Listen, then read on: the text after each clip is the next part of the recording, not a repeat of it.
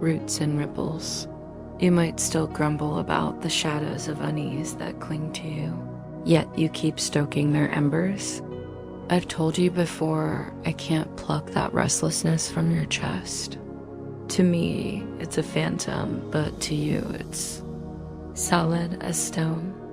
If I stepped between your musings and their echoes, I'd be meddling with the primal dance of roots and ripples, the deepest rhythm there is.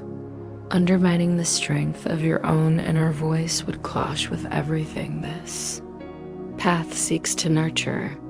Far better than to nudge you toward this truth. Your thoughts roam too wild, unguarded. You might think taming them now would take a stroke of wonder, and you'd be right. You're not yet fluent in the language of marvels, but it's a tongue you can learn. Every weaver of wonders needs that schooling. I can't leave your mind wide open to the wanes, or you'll falter in aiding me. Crafting marvels demands a clear grasp of thought's might, lest you scatter chaos instead of calm. Without that respect, a marvel might be needed just to write your own compass. A looping riddle that stalls the swift unraveling marvels are meant to spark. To weave them well, you must honor the true flow from root to ripple as the bedrock of their power. Marvels and unease both bloom from the soil of your mind. If you can't freely pick one, the other's no choice either. Opting for a marvel brushes unease aside, even if just for a moment.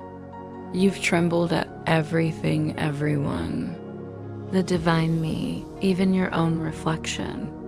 You've misread us, spun illusions, and trusted the mirages you've shaped. That wouldn't happen if your own thoughts didn't spook you. Those who quake can't help but weave astray, misjudging the world's pulse. When you stray like that, a pang follows. Here, the root and ripple law turns ally, hastening clarity, though only for now. In truth, root belongs to the divine, and its ripple is the eternal kin. This weaves a bond wholly unlike the tangles you knot in your missteps. The world's great clash, then, pits crafting against miscrafting love's embrace. Against unease's grip, you've said you can't reign in unease because you birthed it, and that belief makes it feel untamable. But wrestling it down by sheer will is a hollow chase. It only crowns unease king by assuming it needs taming. The real untangling lies in rising through love. For now, though, that tug of war brews a storm you can't dodge, born from trusting in shadows that aren't even there. Emptiness and fullness can't share the same breath. To cradle one is to shun the other. Unease is a hollow shell. Love, the boundless tide. When a lantern pierces the gloom, the dark scatters. What you hold true shapes your world.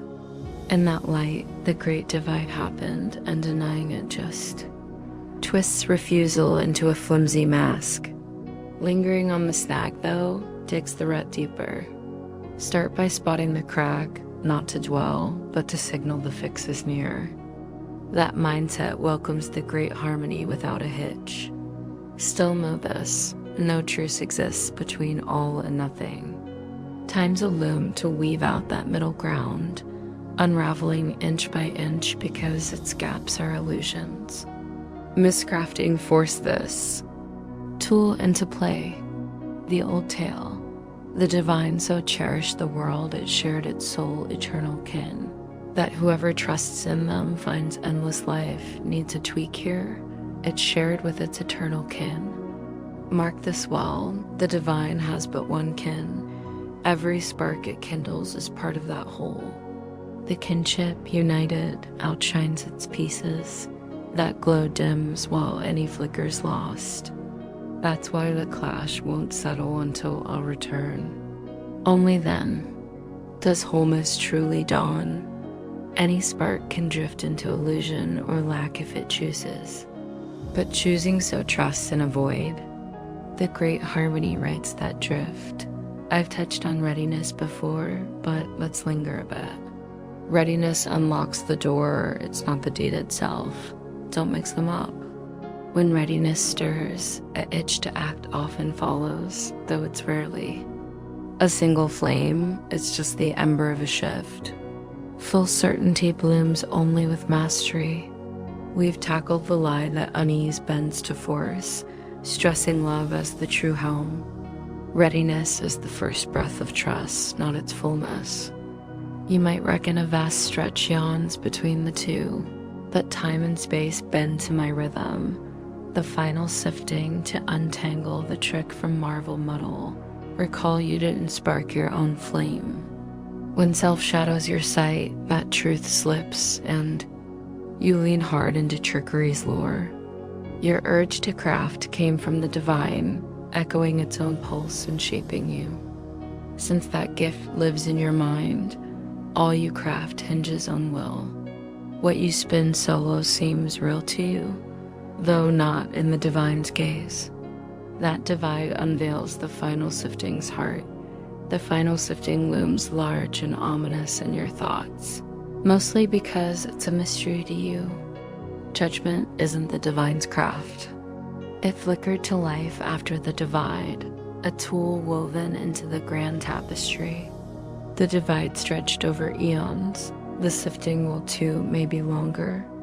Marvels, though, can trim its span, shortening time without snapping it. If enough hearts turn marvel bright, that cut could defy measure. You must break free fast, for only then can you calm other restless minds that most see the final sifting as the divine's gavel. In truth, it's a mending led by my kin, with me beside them, not a lash of wrath, no matter how much you think it's earned. Wrath clashes with clear sight. The sifting's aim is to restore it, call it a grand reweighing. It's when all finally discern what holds weight from what doesn't. Then choice turns steady. Until that line's drawn, you'll sway between freedom and chains. Freedom's first step is sifting the false from the true, a parting in the best sense, mirroring the unveiling's pulse. Each will gaze on their works, keeping only what shines, just as the divine once eyed its craft and saw its worth. Then the mind can cradle its creations with love, their value clear. The missteps, they'll fade once untrusted, dissolving into air. Final sifting chills not just for pinning it on the divine, but for final whispering endings. That's a lens flipped upside down. Look straight, and it's a threshold to life. No one gripped by unease truly lives. You can't weigh yourself, you're not your own maker. But you can turn that lens on all you've shaped, holding close. What builds and blooms, that's what clear sight demands. Time's whole game is giving you space for this, sifting your flawless measure of your flawless works. When all you keep radiates love, unease has no anchor. That's your thread in the great harmony,